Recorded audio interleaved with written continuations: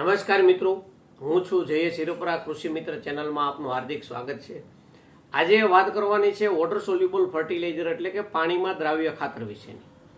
કેમ કે પાણીમાં દ્રાવ્ય ખાતરનો જે આપણે ઉપયોગ કરીએ છીએ મોસ્ટ ઓફ પંપમાં 15 લીટર પાણીમાં 50 ગ્રામથી લઈ અને 100 ગ્રામ સુધી આપણે પાણીમાં ઓગાળી અને છંટકાવ કરવામાં આવે છે કે જેનાથી સીધું છોડ ઉપર પડે છે. છોડને સીધો રેડીમેડ સોર્સ ઓફ ન્યુટ્રિયન્ટ થઈ જાય છે અને જમીનમાં ભળતો નથી, એટલે કે જમીનને કોઈ નુકસાન કરે કે આડઅસર થતું નથી.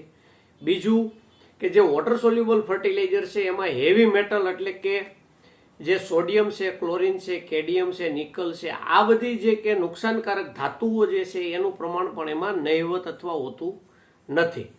જ્યારે બીજા બધા આપણે વોટર સોલ્યુબલ સિવાયના કે બલ્ક ફર્ટિલાઇઝર આપણે કે ડીએપી હોય, 12-32-6 હોય, 12-32-16 હોય, સિંગલ સુપર ફોસ્ફેટ હોય કે પોટેશિયમ ક્લોરાઇડ એટલે કે 0060 પોટાશ જે છે, આમાં ક્લોરિનનું પ્રમાણ હોય છે કે આ બીજા બધા હેવી મેટલનું પ્રમાણ હોય છે કે જે આપણને જમીનને પણ નુકસાન કરે છે અને પાકને તત્વો લેવામાં પણ અડચણરૂપ થતા હોય છે.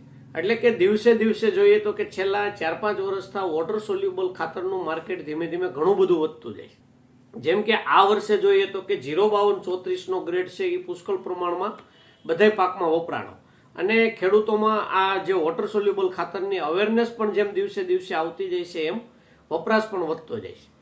હવે આપણે જે 100% વોટર સોલ્યુબલ લખેલું હોય છે પણ રિયલમાં ખરેખર કોઈ 100% વોટર સોલ્યુબલ હોતું નથી કે પાણીમાં 100% દ્રાવ્ય નથી હોતું.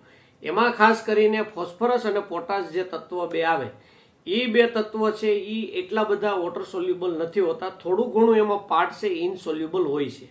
એટલે ઘણીવાર એવી ફરિયાદ આવતી હોય છે કે ઓગળતા વાર લાગે છે, ઓછું ઓગળે છે, નથી ઓગળતું, એવી બધી પણ કમ્પ્લેન હોય છે. એના માટે કે આ બધા જે ખાતર છે એક તો જેમ ઠંડુ પાણી હશે એમાં નહીં ઓગળે, 9 સેકો હતપ ગરમ પાણી હશે એમાં જ ઓગાળવાની ભલામણ કરેલ છે.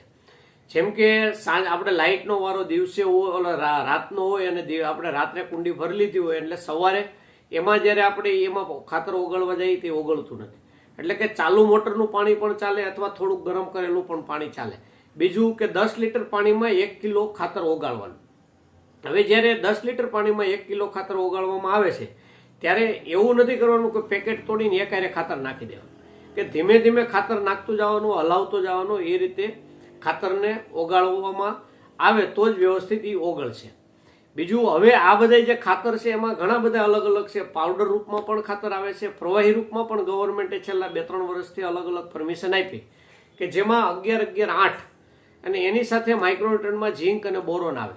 એટલે કે આપણે આ ગ્રેડ એવો છે કે 11-11-8 ઝીંક બોરોન એટલે કે જીપ્ટ્રોન ગ્રો 13-13 કરીને જે આવે છે એ આપણે 19-19 અને માઇક્રોન્યુટ્રન્ટ બે મિક્સ કર્યું એવું થઈ જાય છે.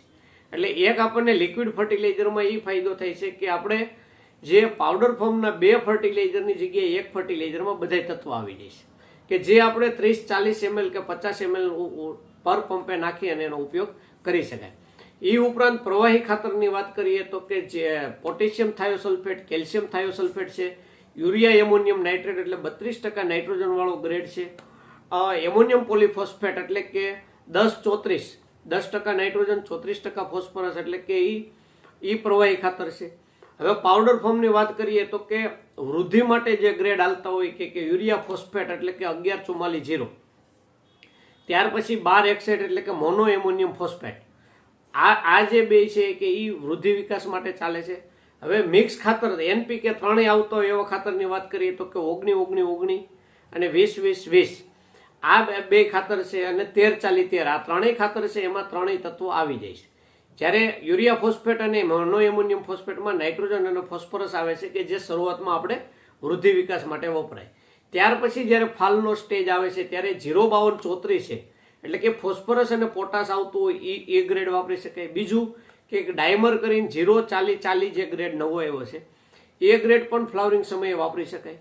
ત્યાર પછી પાકવાની અવસ્થા હોય ત્યારે જ્યારે પોટાશ આવતો હોય એ ટાઈપનો ગ્રેડ વાપરી શકાય. એમાં પોટેશિયમ સલ્ફેટ છે, પોટેશિયમ સોનાઇટ છે, પોટેશિયમ મેગ્નેશિયમ સલ્ફેટ છે કે આવા બધા ઘણા બધા ગ્રેડ આવે છે કે જેમાં પોટાશનું પ્રમાણ વધારે હોય છે. અને આ પોટેશિયમ થાયોસલ્ફેટ પણ પ્રવાહીમાં છે એ વાપરી શકાય. ત્યાર પછી આપણે વાત કરીએ કેલ્શિયમ નાઇટ્રેટ વિથ મેગ્નેશિયમ કરીને જે આવે છે કે બદામ કરીને છે કે એમાં કેલ્શિયમ, નાઇટ્રોજન અને મેગ્નેશિયમ ત્રણેય આવે. એ પંપે જે 40 થી 50 ગ્રામ રાખી અને છંટકાવ કરી શકાય. ત્યાર પછીની વાત કરીએ તો કે 13-40, 13-19-19 અને 20-20 આ ત્રણેય જે છે એ કોમ્પ્લેક્સ ફર્ટિલાઇઝર છે. એ પાક ઉગે ત્યાંથી લઈ અને કોઈ પણ સ્ટેજે વાપરી શકાય. પણ ત્યાર પછીના ગ્રેડ જે બધા છે કે 13-0-45 હોય કે 12-61-0 હોય કે 0-0-50 હોય, કેલ્શિયમ નાઇટ્રેટ છે, આ એના પર્ટિક્યુલર સ્ટેજે જ આપણે વાપરીએ તો એમાં પરિણામ આપણને મળે. એ ઉપરાંત જે વાત કરીએ તો કે મેગ્નેશિયમ સલ્ફેટ છે, આ બધા મેઇન ખાતર છે. હવે ત્યાર પછીના આપણે સૂક્ષ્મ ખાતર પણ બધા સેપરેટ ઘણા બધા હોય છે. તો આવી રીતે વોટર સોલ્યુબલ ખાતર જે કાંઈ છે એ કઈ રીતે વાપરવા, કયા સ્ટેજે વાપરવા, એની યોગ્ય સમજણ મેળવી અને યોગ્ય માહિતી લઈ અને ઉપયોગ કરવામાં આવે તો આપણને ઓછા ખર્ચે અથવા ઓછું નુકસાનથી આપણને સારું એવું ઉત્પાદન મળે છે અને સારું એવું વજનમાં પણ ફેર પડે છે, ફાલબોલ ખર્ચો પણ અટકે છે અને જે સિંગનું દાણાનું વજન કે બંધારણ જે થતું હોય એમાં પણ એવો સારો એવો ફાયદો થાય છે. તો આ હતી આપણે વોટર સોલ્યુબલ વિશેની એટલે કે પાણીમાં દ્રાવ્ય ખાતર વિશેની માહિતી. જો આ માહિતી સારી લાગી હોય તો અન્ય ગ્રુપમાં શેર કરો અને અમારી ચેનલ સાથે જોડાયેલા રહો. નમસ્કાર.